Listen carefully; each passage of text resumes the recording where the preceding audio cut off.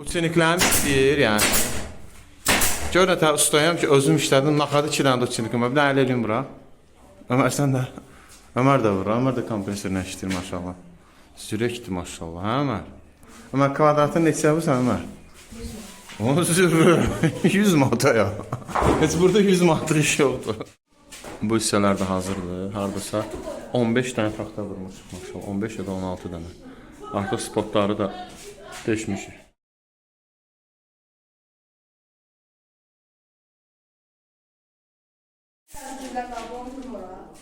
Yo, ne vursan boş ver. Yarısını vurmuşuq, qalıb bura. Əli bir formadadır. Görək.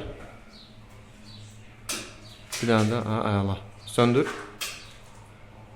Qəşəng. Qalıb bura. Böyle.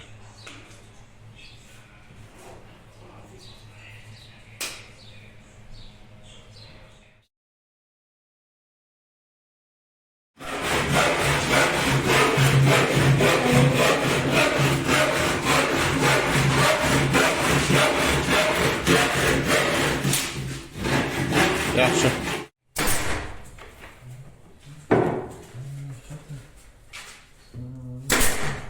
Ver.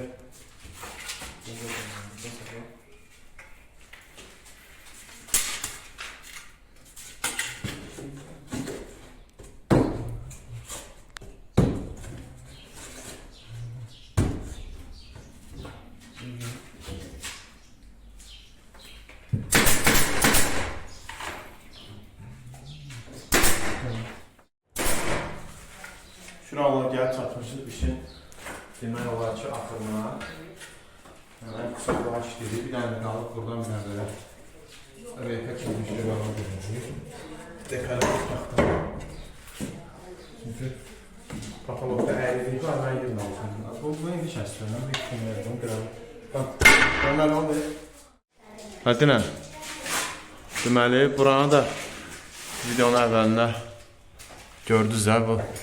Rəşidin ideyasıdır, öyle vurduq ki, həm qısaq bilinməsin, həmçində gətirdik. Ömərin ideyası, Ömərin ideyası.